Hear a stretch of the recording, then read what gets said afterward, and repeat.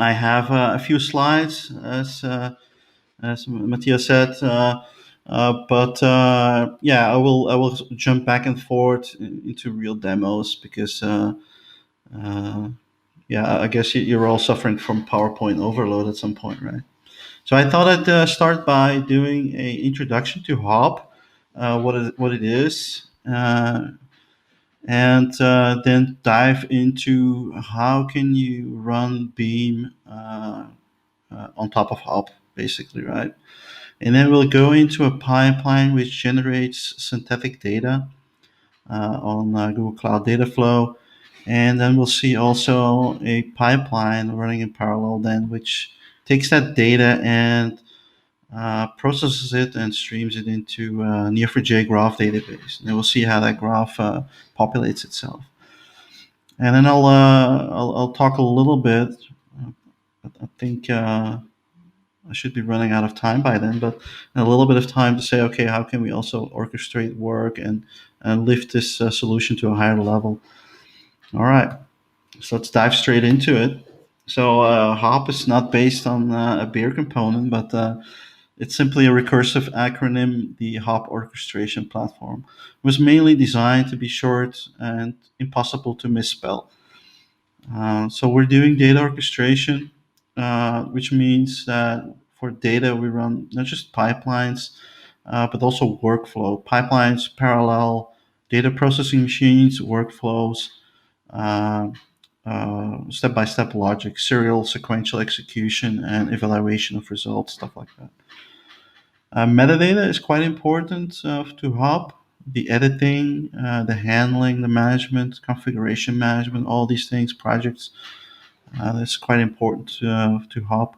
Also providing insight, data execution, logging, all these kind of things. And then handling ecosystem complexity. These are all things that we want to do. Uh, why do we have Hop coming about? Well, we need to do a better job of orchestrating data. We need to have an easy solution, an easy in setup, build, maintenance, deployment. It's easy is such a wide and important topic. Fast also means not just running fast with engines like Spark, Flink, Dataflow, but also fast startup time and fast to market. When a new engine pops up, we want to be there. When new technology pops up, we want to be there. And obviously, this is why Beam is important to our project. We want to be transparent before, during, after execution, see what's going on, uh, and predictable. Unit testing, integration testing. These are things that we want to provide for the integrations, the data orchestration solution. And obviously, we want to play in the digital transformation space, so we need the latest technology. Um, you know, Hop originally came from the Kettle world. Kettle was a project from which I was the founder originally, and it's become a bit stale. It's been 4 or 5 years since we had a major change in the software. And from the community, there was a desire to improve things, a desire to evolve with the rest of the world. And without the community, Hub would not exist. So thank you to everybody involved. And so it's coming from a collection of, let's say, kettle-related code, a certain version, 8.2, something that we picked, plus bug fixes, plus a whole series of plugins, plus a different branch for the web part. It all got merged together into Hop, together with a whole bunch of refactorings. And so community members have been doing development, website, Git, Jenkins, our Mattermost, which is the Slack clone, the open source Slack server. But we got artwork, documentation, donated videos, and the Apache Software Foundation has been somewhat involved as well because we want to make Hop, we want to incubate Hop. So we have our incubation proposal about ready. So next week or something, we will fire that off. So we're still in need of a few extra mentors. So if you're into that sort of thing, just contact us, please. Architecturally, uh, we have a bunch of reusable Java libraries. Core engine and GUI, and core handles data types, logging, rows, metadata, passwords, encoding, that sort of stuff. And the engines contain a lot of stuff related to the actual work. Uh, that being said, their kernels we split off anything that is not a reusable part and not off splittable, let's put it like that, right? So these are all kernels relying on plugins for most, if not all, functionality, which makes it easy to add or remove functionality. And we can now make very small releases suitable for lambdas or very small microservices, or big releases with everything in the kitchen sink in it. The software architecture of Hop is very similar to a Beam pipeline in the sense that you have the pipeline, the hop metadata, but it works for both pipelines and workflows. And then we execute it using certain configurations on a certain engine, or in Beam terminology, the runner. We can have the classical hop local engine, which is a simple multi-threaded engine. We can execute it remotely, but also on Beam Spark Flink data flow. How do I get my hands on it? If you want to play with it, you can go to projecthop.org, you download it, and you get the latest snapshot. Because we've been in feature freeze mode for the past couple of months, so that way you get the latest bug fixes. All right, how do you install it? There's a video on the website, but basically you install OpenGDK version 8 and you unzip. And the documentation is also available on projecthub.org. And there we have a wonderful getting started section that you can use. Let me do a quick walkthrough. Let me spend some minutes on that. Uh, so if you unzip that that project, let me just kill Hop. So then you have a bunch of shell scripts. Most of them are self-explanatory, but let me just go through them anyway. So hopconf is used for configuration of various aspects. You can set specific environment variables for the hop runtime. You can create projects with it. You can do all sorts of stuff with it. It's a pluggable configuration system, so features that add things, plugins to Hop, can also add configuration parameters on the command line. And obviously, this is important when we're building automated software stacks or using Docker container building, stuff like that, right? Hop encrypt is used to encrypt sensitive data. Obfuscation or encryption if you have the plugins for it installed. The Hop GUI runs the GUI locally. Hop run simply runs a pipeline or a workflow from the command line. Just run the file. Hop server starts a server, and Hop translator is a tool for I-18N internationalization efforts. So if you want to translate Hop into your favorite language, then you can use that tool to translate Hop. Configuration wise, there is a config folder, and it contains a simple config file, which basically says there's one project here in the standard download, which is called Beam Demo, and uh, it contains some Beam demonstration files. Audit basically says, okay, there is some auditing information from Beam Demo, and basically opens a sample when the Hop GUI starts. I'm not using any of these two folders right now because I pointed it somewhere else, because as you can see, I'm running straight off of the latest assembly. Um, there's also a way to start the Hop GUI as a Docker container. Let me just do that just for coolness sake. And so the Hop GUI basically runs on localhost 8080 Hop UI. And as you can see, it only takes a few seconds to start up. So this is thanks to massive optimizations and refactorings that we've done. It can run in your browser, basically, right? All right. So this is based off of the web branch, and we're merging that together as soon as we can. Branch. So if you go to the Project Hop website, let me just point you quickly to where the goodies are. There's a link to the Hop GitHub project, and there you can see the Hop code, the Hop documentation efforts, the website, and the Hopper Docker container project that aims to provide a standard documented Docker container for Hop. All right. Up here you have the link to the Mattermost server, Twitter, LinkedIn, YouTube videos, all that sort of good stuff. All right. So now let's start the GUI. I think it looks a little bit better.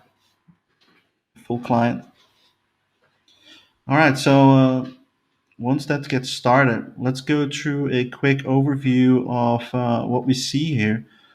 Um, so we split up our workloads, basically our various projects, into official hub projects. And so I created a project for the Beam Summit. And once you have a project, you can also do lifecycle environment management. You can say, well, I have a project, Beam Summit, in development, production, test, whatever, right? And so you can create various environments for that. For this thing, I haven't done that. And so this is the main toolbar. On the left-hand side, we see that we have a data orchestration perspective, which we have now.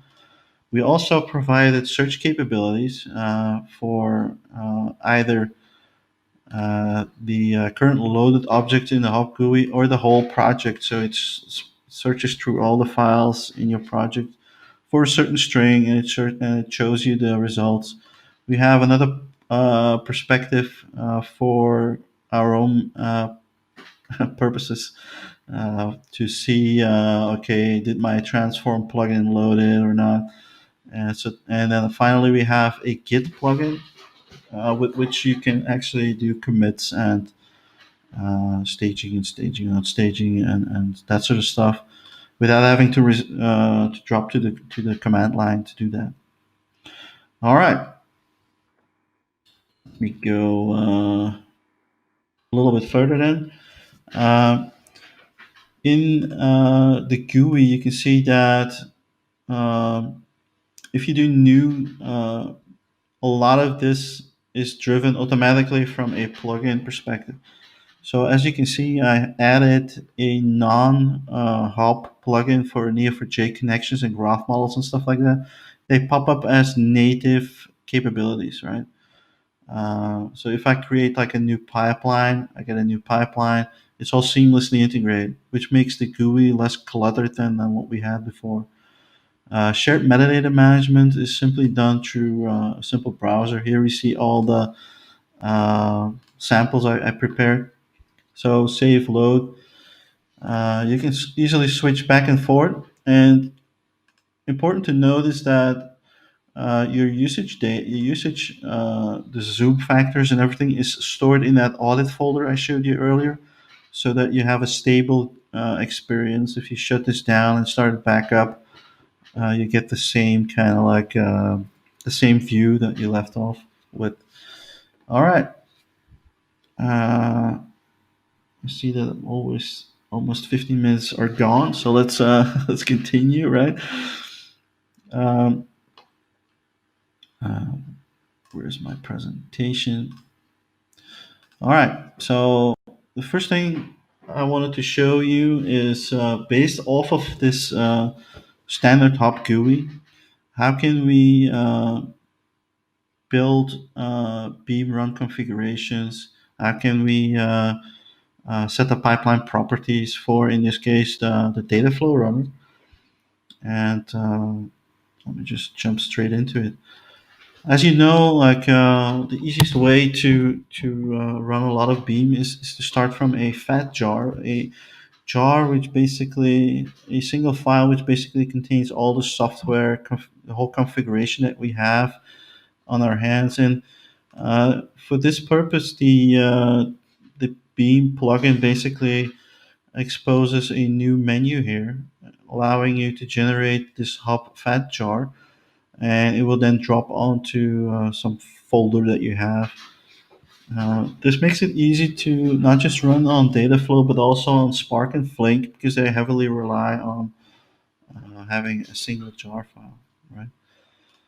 The second thing that we need to do is, if we look at our run configuration for the pipelines, we need to create one for Dataflow in this case.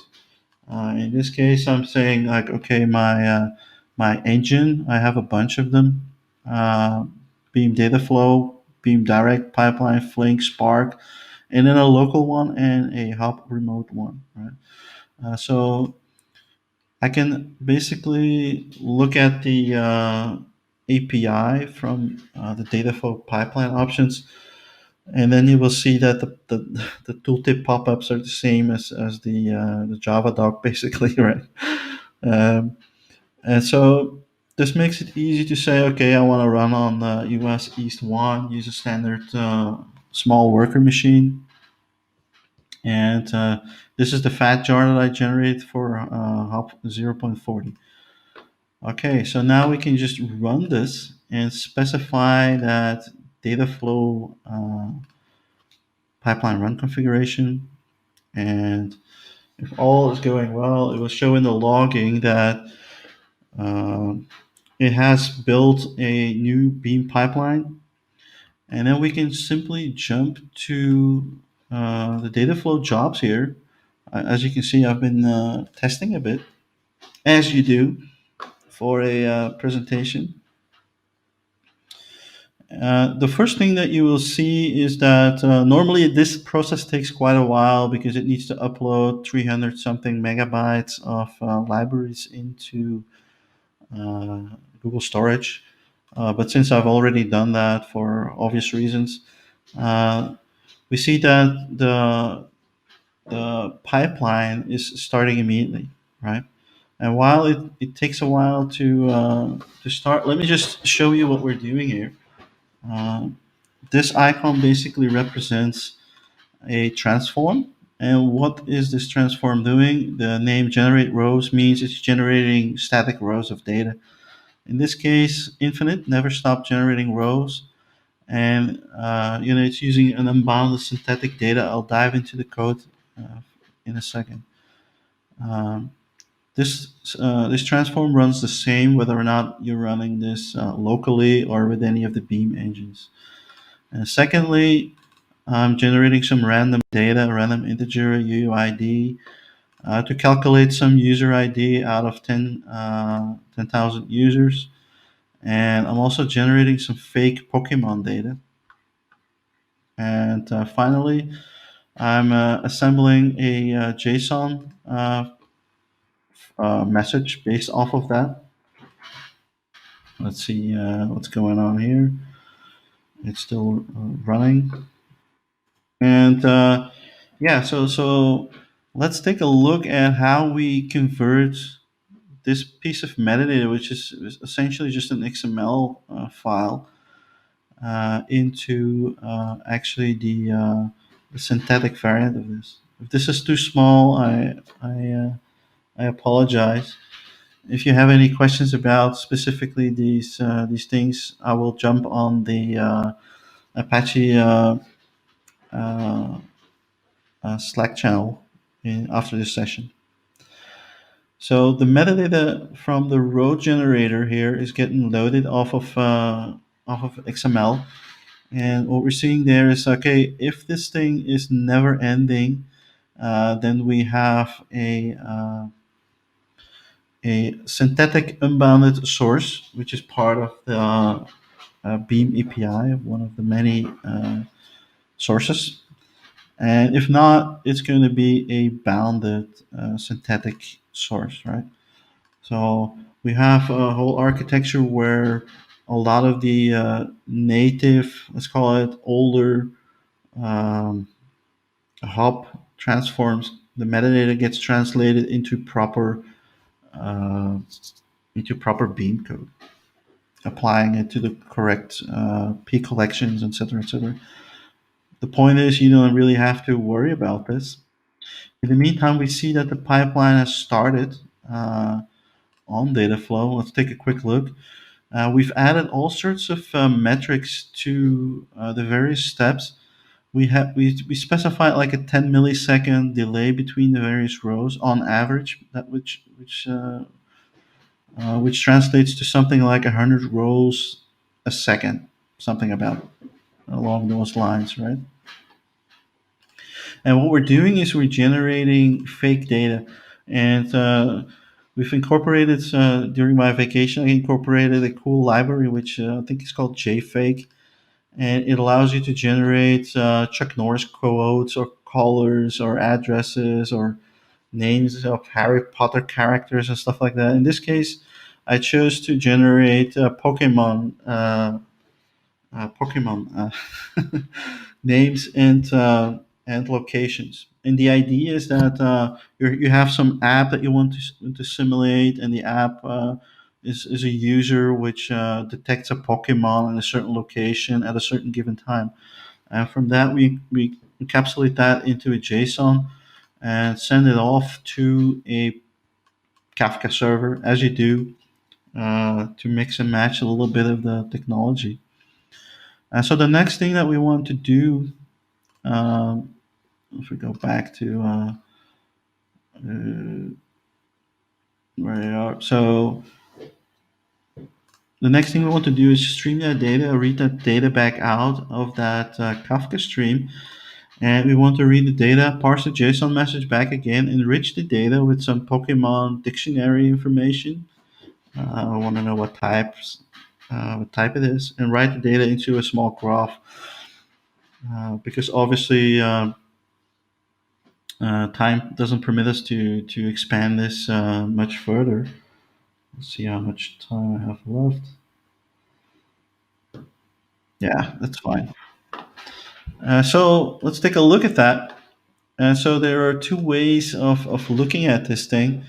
And the first way is like, okay, we can read that data from Kafka. We have a special Beam Kafka consume transform for that.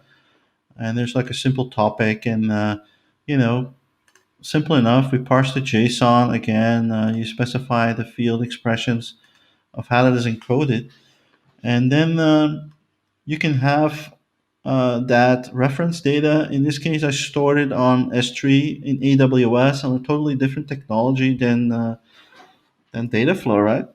So that's a problem because this is not a specific beam transform. So how would that have to be done? Well, if we go to the transform that I ran earlier, this one, you can see that it's actually trying to, it generates one value. This is what you need to do in the Beam API to make sure that that file only gets read once and absolutely only once. It creates one value, just a dummy value. It does a group by, and it flattens and iterates it, forcing the API to just execute that. Even though it says parallel to it, just executes this thing once. And then it loads that, site loads that data into the lookup transform. And the Kafka stream then is combined, and this is how this is streamed through. The one that we're going to use now is the more trivial way of doing things, is simply running the data off of a file on Google Storage. How do we do that? Well, I define this file definition, the layout, if you will, of that file in a way that says, okay, I have a field separator, and these are the file fields. Uh, and I can run this locally actually with a local engine and actually preview the data, because that's one of the problems if you're developing against these things is, okay, so now I need to connect to that data, but I don't want this to be ever changing. I don't want to rely on the fact that the Kafka queue even exists, right? So I just prefer to have 100 random data, random messages. So Pokemon messages. Here are the ones that I have generated off of the output of the other transform. And so what you then have is something that you can test and develop with locally. And since we generated the fat jar off of the same code base that we have here for these transforms, we're certain that the same code is going to run on Dataflow as it is going to run locally. So now we can have unit tests also created with golden data testing. I will show maybe an example in a bit if I have time left. But this is in a different way of ease of development, right? So with this kind of system, you can develop these things in a matter of minutes. So let's run this thing on Dataflow, and in the meantime, let's see how that other stream is doing. Here you go. Yeah. So as you can see, this starts up pretty quickly. And so it's in this case, it's starting up the cluster, but you can see that the graph is the chart is simpler, right? You just side loading a few hundred records of Pokemon data and then combining it with the Kafka stream is much easier than doing it otherwise. All right, let's take a look at. So what are we doing here? So based off of a simple Docker container in my sandbox, which contains Neo4j, um, I am going to run some cipher, which basically says like, I'm going to create detections if they're not there yet. I'm going to merge, create or update a user, Pokemon information, locations, and I'm going to create a small graph out of that. I'm going to show you later on how that works. And now you can start to wonder, like, okay, so but this connection information, right?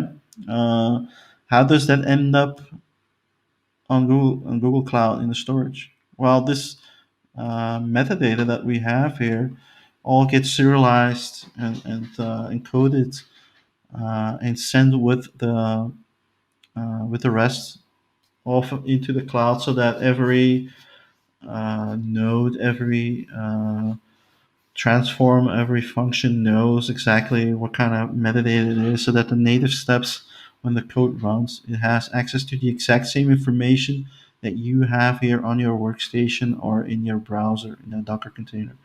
That's how that works. This also means that there's no more shared metadata anywhere being kept around. There's no more synchronization efforts or whatever that you need to do. And it also means that with the fat jar approach, that you can have multiple versions of Hop running in parallel at the same time, all people with different metadata, and it wouldn't matter, right? Whether or not it's on Spark, Flink, or Dataflow, you can just do this in parallel. Okay, I see that this thing has started to run as well. Um, okay, so these things are chugging along. You can see with the metrics that we're leaving that 800 records have been read from that Pokemon CSV file, and so let's see if we can find Mr. Pikachu or Rattata. There's another Pokemon and so we have one detection for Mr. Rattata. This is how this is expressed in the Neo4j graph, and that detection is also linked to the user and the location, Little Root Town. And maybe there are other detections that happen in that location, and yes, there are other Pokemons. And so this is how you can explore that graph and ultimately run all sorts of algorithms on this, clustering algorithms, shortest path, and it's very very interesting to see how quickly you can You can build complex graphs that actually really provide a lot of value. Now, why am I focusing on Google Cloud Platform? Because obviously Neo4j is championing Aura. It's cloud-based, fully managed Neo4j database. Automatic backups. You don't have to worry about anything. All you need is a credit card. I'm told, right? All right. Uh, I see that I'm down to my last 10 minutes. So yeah, if you go to the Beam demo project, it's also pretty cool in the sense that we have a bunch of uh, test cases in here, which basically show off the versatility of the various components, not just the beam steps, but also merge, join, grouping, side loading with the stream lookup, and targeting individual transforms with things like switch case, where you say all the data from California goes to a specific target transform, where you can handle the specific case for those pieces, those sets of records, basically. There's other things that you can do, like windowing data. Uh, in fact, if you simply look for Beam in the pop-up, uh, if you look for transforms to, you will see that okay, we have support for BigQuery, Google PubSub, Kafka, and timestamp handling. So you can say, okay, I'm going to get the timestamp from my Kafka message, or I'm going to apply a timestamp to a bounded data stream, for example, a bounded collection of data. All right.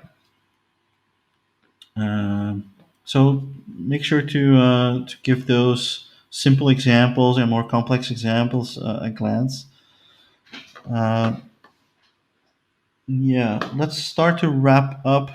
Uh, because if I start another topic right now, it's gonna go a little bit of out of bound. Uh, so yeah, orchestrating work. For now we've only looked at pipelines, but obviously it's also important that we orchestrate this a little bit. And the pipelines typically have a start place, and the idea is that, well, now I want to, for example, first typically ping a server, right? See if my server is up and running before I'm trying to get data from it. And then you typically add another, maybe if I'm dealing with Neo4j, I want to say, well, let me just check if the server is up and running before I even start to run anything off of it on it. Before I even try to run and load data, why I'm be a little bit defensive, and then I load my pipeline. Then I can execute a pipeline. And if anything goes wrong, you can say, okay, I can send off a mail to the operators, for example, in case anything goes wrong. And this is the error. And so every time that you have one of these hops, as we call them, links between two actions, um, we can set them as unconditional, true or false, basically. Right? All right. So this is essentially the basics. The only engine we have right now is a simple backtracking engine, but we are investigating whether or not we can actually generate code for, let's say, Apache Airflow, or provide alternative workflow engines in a similar way that we're doing with the pipeline engines. All right. For my last 5 minutes, I'm going to slowly wrap up and see if there are any questions. So yeah, consider Hop for your Beam projects, not because it's easier than writing them in Python or in Java, because we deliver a whole wide world around it, from project to configuration management, search, and integration with Git and all these kind of things. And my pet favorite unit testing, so that you can basically make sure that I have a simple set of tests which allow me to test locally before I'm going to run this off against a gazillion records.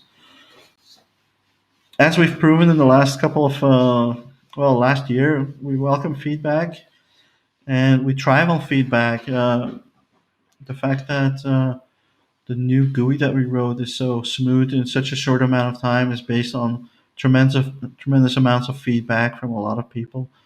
So I want to thank you and everyone involved in Hop for that invaluable gift. And thank you. Join Project Hop. And let's see if there are any questions, Matthias.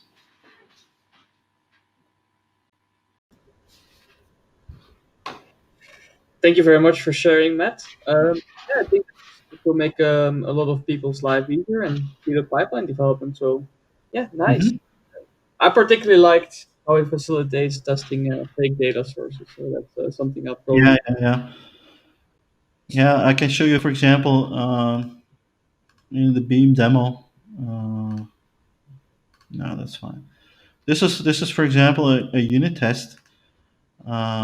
So the golden data here, represented in the data set, gets actually matched if you run this locally. So not only can you see all the various sets of data that are passing through the individual transforms, but it's actually get tested against a golden data set. So what you can then do is say, okay, I have a test case here which runs against, let's say, 10,000 rows, or let's say 100,000 rows. It runs locally against the unit test. Then I'm going to run it against, let's say, a Flink engine, see if that works. I can sniff test the output against a couple of million records. And then you run it on the big engines, your Flink, Dataflow, or Spark engine, before it starts to cost a lot of money, before you start to run a trillion records against this thing that you invented. And I think that makes a lot of sense. Also, for protecting the investment, the time that you put in here, I think that's really important. Yeah, Great. definitely. There is one question from the audience so far. Start with love your presentation and Hop. Is there a plan to add more sources and sinks like Bigtable, Spanner, Google Cloud Storage, etc.? We do have, we already support Bigtable. But yeah, we do plan to add more and more of the Apache Beam IOs, in such a way that, right now we have a transform for the old Hop engine and one for Beam, and obviously that's not a good idea to keep it like that. So there's a merger taking place so that the metadata is the same regardless of the underlying engine. There's still some cleanup, but that's going in the right direction. It's very very easy to add new YOs. I tried to show it quickly, but it's just a matter of metadata translation into the Beam API, basically, right? Very simple, very straightforward. You can do a few of these in a week if you're slow, right? Uh, Most of it. So for Google Cloud Storage, though, so we're also using another Apache project, which is called Apache Virtual File System, Apache VFS. And so the reading of, for example, the AWS file uh, in here. So this reads directly from S3. So this basically uses environment variables to resolve my credentials and go straight to AWS. And that makes it easy. So we have in the works the virtual file system driver for S3 is in there, for Azure, for Google Cloud Storage, and the one that we already have is for Google Drive, because sometimes people store sheets on Google Drive or whatever kind of documents. So you can already get those from inside of Hop. But yeah, it just takes a bit. But these are all just implemented as plugins, so we can add more. And we are working also on a sort of marketplace where you can put all these things so that not everybody has to use all the technology and all the libraries and jar files. Before you know it, you have a terabyte to handle when you're running a simple pipeline. That's not the point, right? Yeah, great question. Yeah. Awesome. And as before, if there are any people that want to help out, please join us. We always have a few Jira tickets that are easy to implement, so that you can get started with the code base. Myself and the other developers, we're more than happy to help you out if you wanna get started with this. So so jump on board.